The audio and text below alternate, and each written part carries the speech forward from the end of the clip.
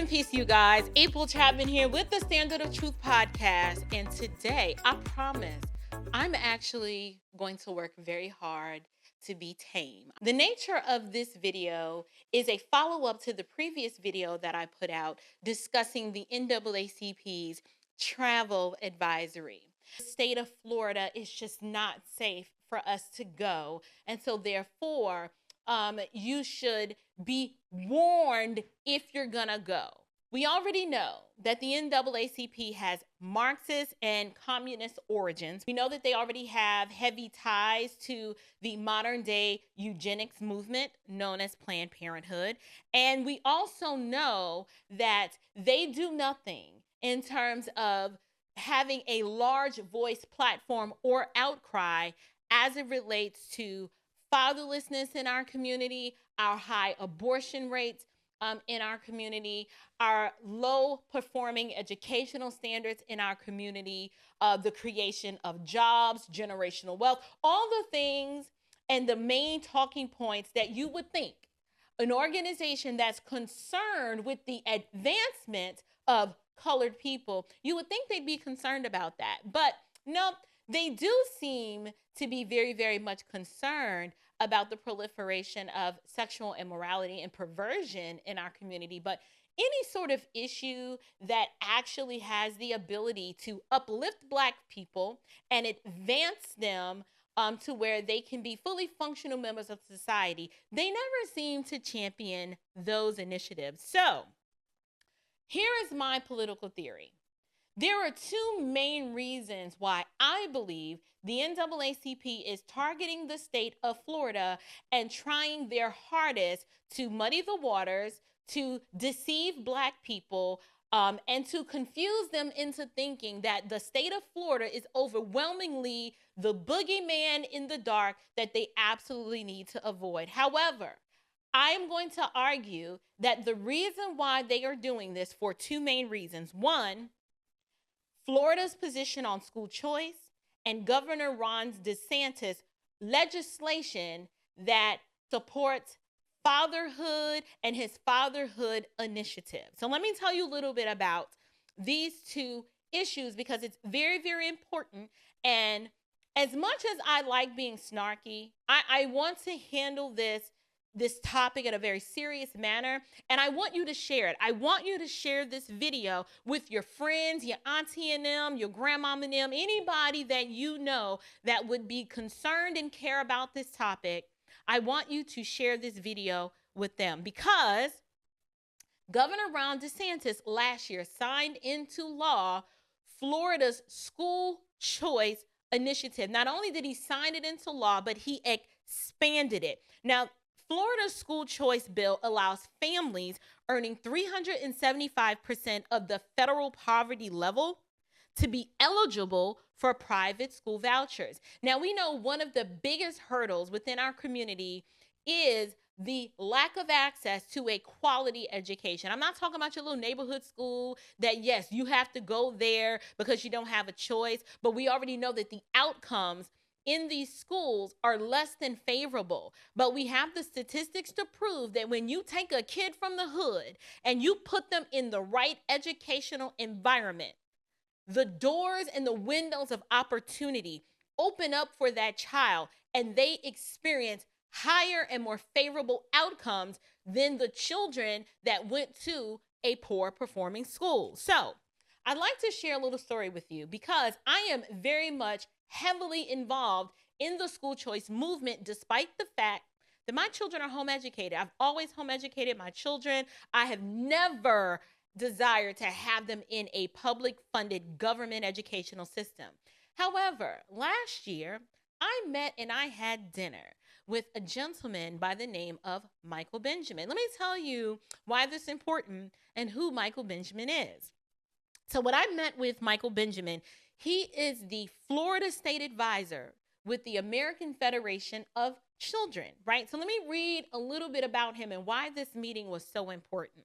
So Michael Benjamin has worked in the educational choice field since the year 2000, and he has established a national reputation for his efforts to engage, recruit, organize, train, and mobilize supporters of educational choice.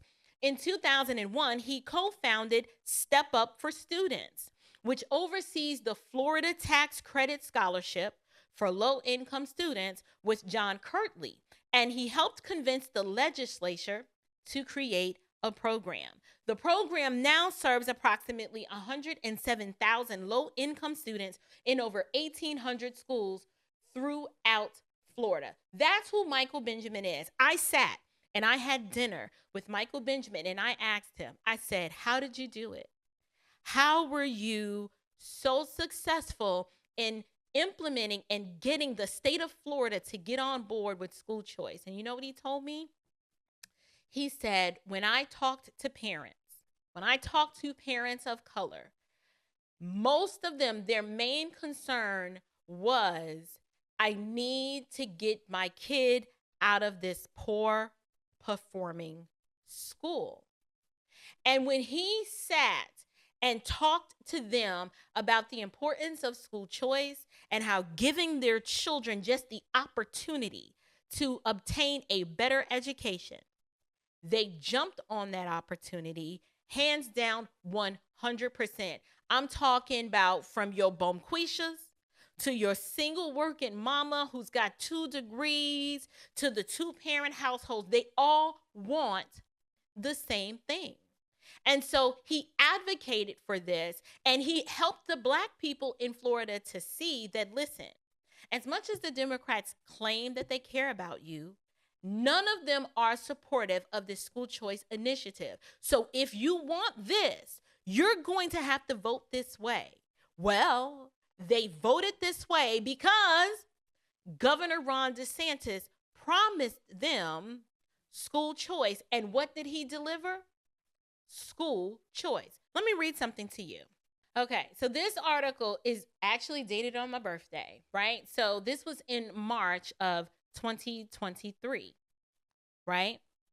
So today, this is in March, Governor Ron DeSantis signed House Bill 1, which expands available school choice options for all students in Florida by eliminating financial eligibility restrictions and the current enrollment cap.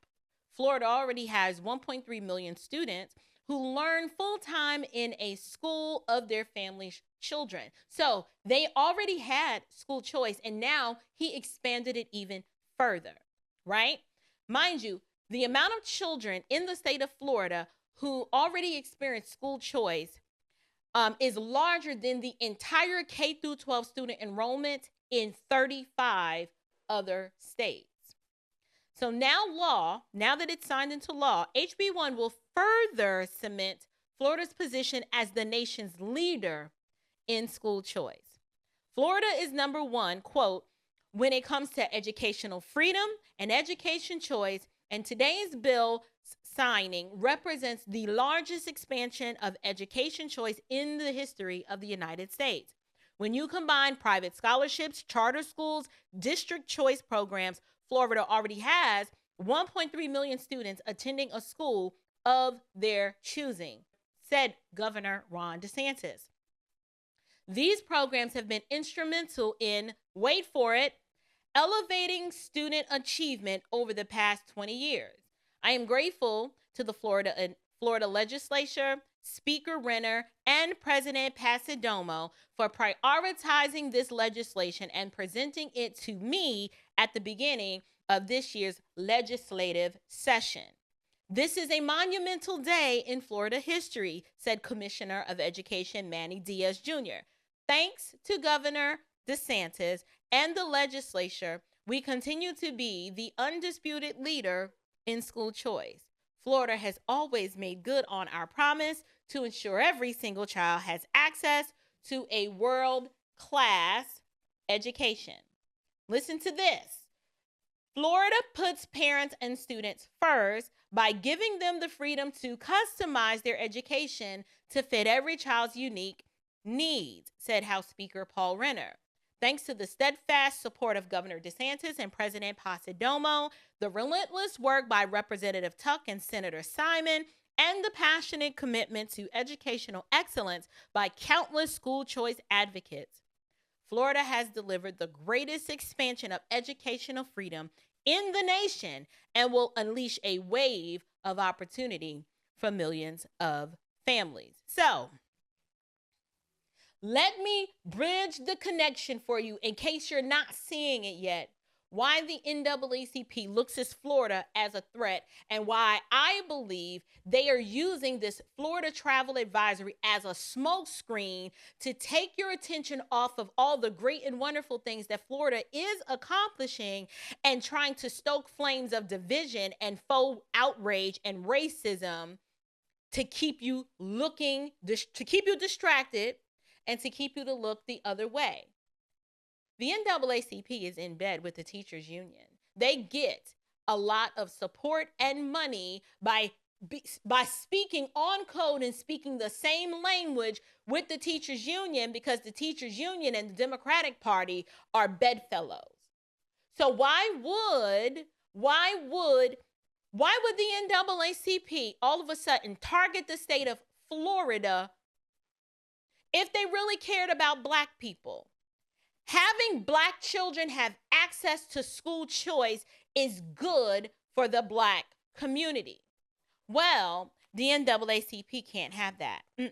They can't have that, you see, because that would actually generate positive results and demonstrate that school choice does work. So the NAACP claim to support and desire the advancement of Negroes, but if we examine the core issue, it exposes just how much the NAACP is not for the advancement of colored people. They can't have too many of you Negroes actually rising above your circumstance and having your progeny do better than the previous generation. They can't have that. They can't actually have these schools, these poor performing schools, compete because now the money is following the child, the children are in better schools and they're doing well, and it'll demonstrate that all the schools in these Democratic run districts are really trash. So they have to demonize the state of Florida and say, no, don't celebrate and look at that. Look at this over here. Look at this over here. They don't want to teach Black history in the schools. Ask any Black parent who is on the recipient end of this school choice initiative, and I guarantee you they will say, we don't have no smoke with Florida. My kid is thriving. My child is doing better. Florida has been good to us. Yay, Ron DeSantis. Now, there is a segment when I talked to Mr. Benjamin with the American Federation of Children. He said there is a disconnect between some of the parents who love the idea of school choice. They don't make the connection that it's not the Democrats that are advocating for such, that it is the other party. For some of them, there is a cognitive dissonance, and no matter what, they still vote against their own interests despite receiving positive benefits from the leadership of a Republican governor. Here's the point and the takeaway. I'm not advocating that Black people need to just jump ship from the Democrats and become Republicans. What I am advocating is that you need to start paying attention to the policies and start voting for candidates that champion the policies that are good for Black folks. Overwhelmingly, Democrats hate school choice because of their relationship with the teachers union. So you might have to bite the bullet. If you can't get past pulling the lever or pushing the button for somebody that has an R or an I behind their name, you need to get over yourself and recognize that it's dependent on your children are depending on you for you to put your personal feelings and false narratives aside for what's good for your children. And I hope I'm making sense. Point number 2. The other reason why I believe that the NAACP has to cast a negative light on the state of Florida is because of Governor Ron DeSantis's Fatherhood Initiative. You're like, there's a fatherhood initiative in the state of Florida? It sure is. Let me go ahead and tell you about it. So, last year, Governor Ron DeSantis signed into law a piece of legislation that addressed the fatherhood crisis. We all know within the Black community that one of the main issues and reasons why our communities are in chaos because there is a fatherhood crisis. I have interviewed Pastor Brian Shannon on this show, and we've discussed the missing pillars in our community, which are our fathers. Let me tell you a little bit about Ron DeSantis's Fatherhood Initiative. Listen, as state leaders take on what they are calling a fatherhood crisis in Florida, Governor Ron DeSantis on Monday signed a bill that will provide about $70 million to bolster programs aimed at equipping dads with parenting resources and helping foster youth. The measure, HB 7065, received bipartisan support during the 2022 legislative session, passing unanimously in the House and the Senate. Florida's got some great state legislators. But can we just give a round of applause to the great leadership in the state of Florida? Let me continue. Under the bill, the State Department of Children and Families will be directed to contract for the creation of the Responsible Fatherhood Initiative.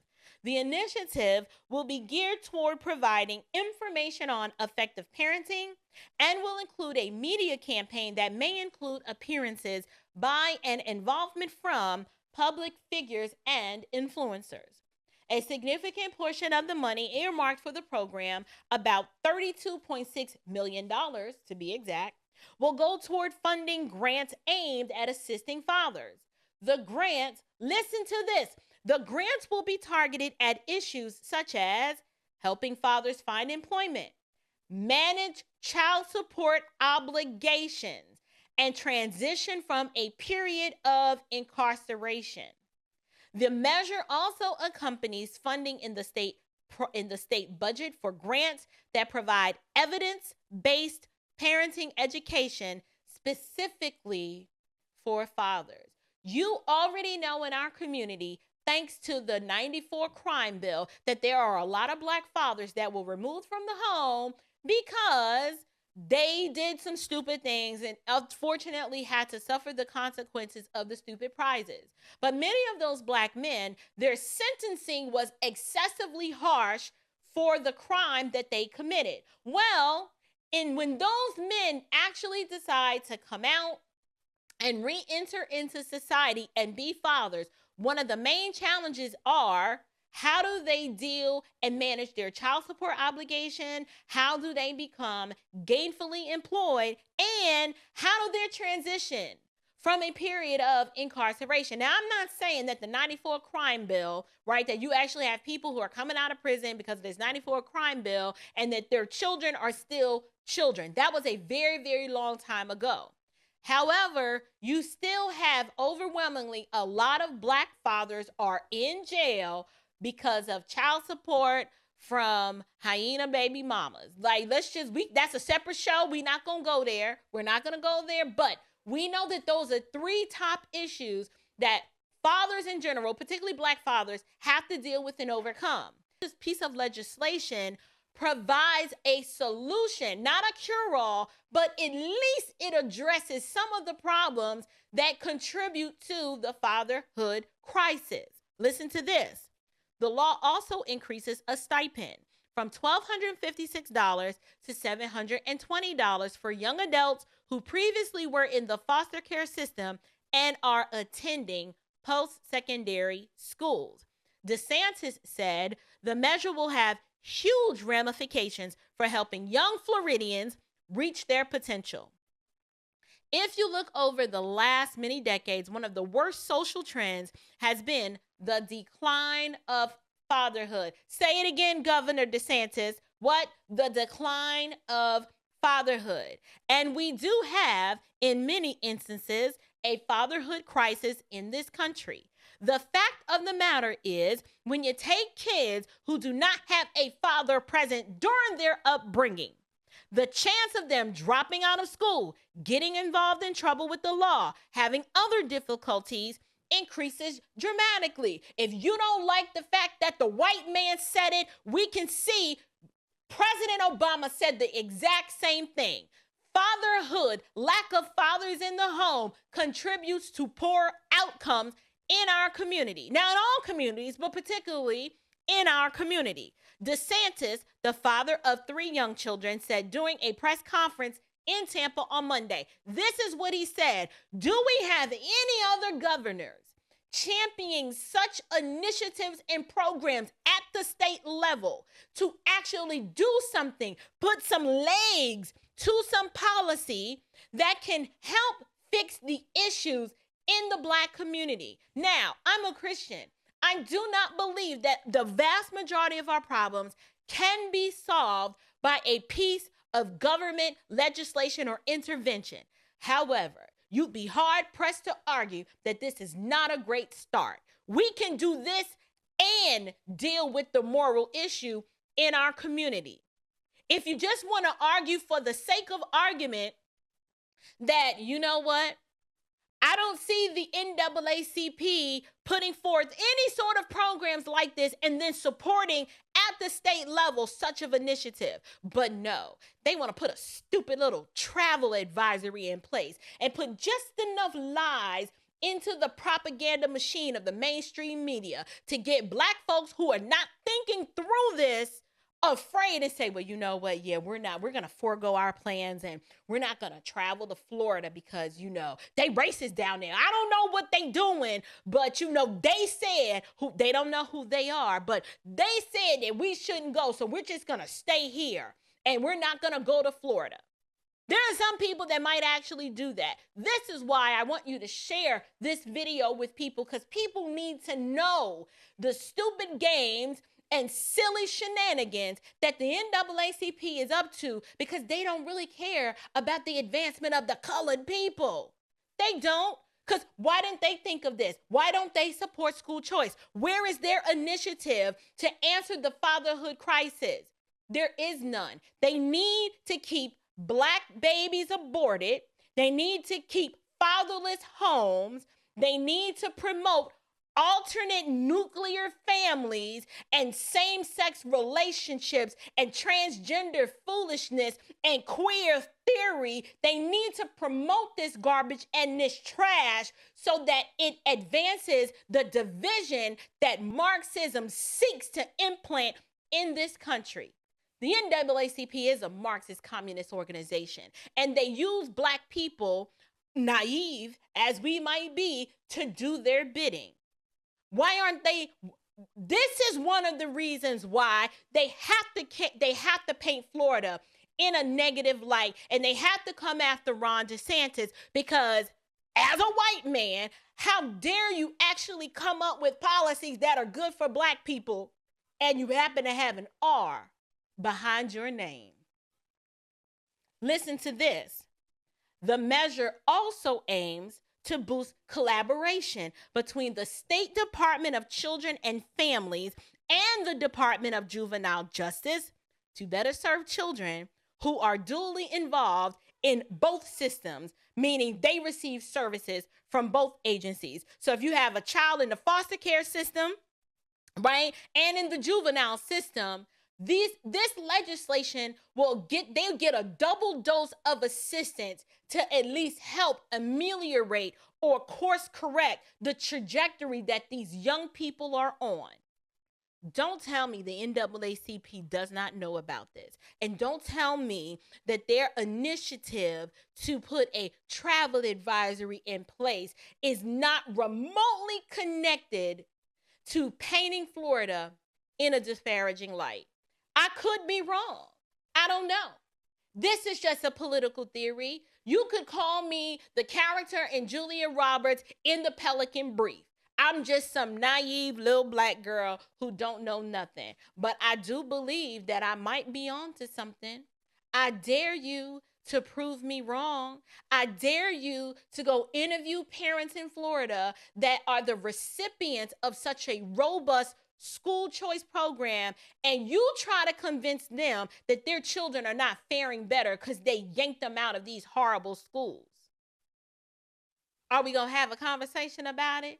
or we gonna keep chasing behind a boogeyman and issuing travel advisories to scare the poor old black folks so they don't go down to the great state of Florida? Listen, if I could pick up and leave the state of Georgia and move to Florida, I absolutely would.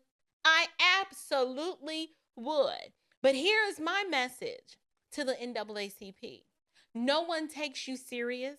No one is listening to you, and I'm making it my mission to educate my own community on the wicked Marxist Communist foundation that your organization was founded on, and how you continue to support Margaret Sanger's vision by way of the eugenics agenda.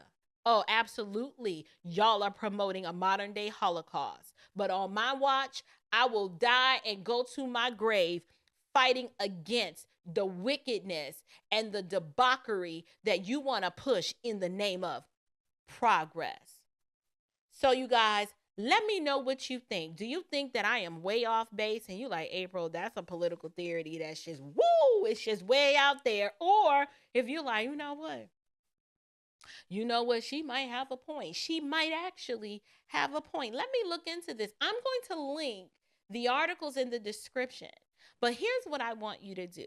I want you to listen to this video as you listen to Governor Ron DeSantis talk about his school choice initiative. Well, thanks, Commissioner. And it's one of the great things about the programs that we've done is we've been able to watch students really thrive and then go on to do really great things in their lives. And when you have someone that can come back and say that this scholarship was very meaningful to them in their own lives, that's really what it's all about. We have Hira Varmu, who's here. She's a former scholarship student, and she's now a school choice advocate. So why don't you come up here and take the podium?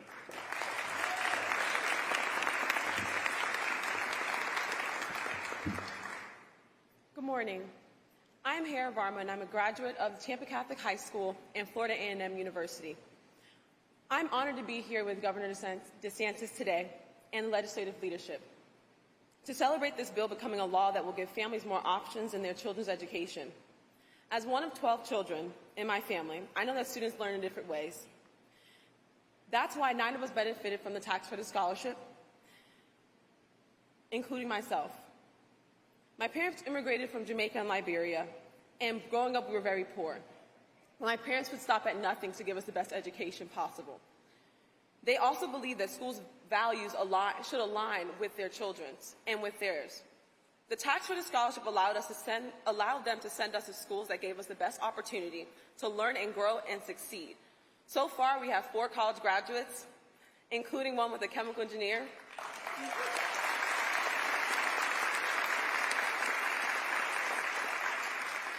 He's my favorite one, don't tell anybody that. A mechanical engineer, 1 in medical school, and myself working for the American Federation for Children, seeking to give every family in the country access to the best K-12 education possible.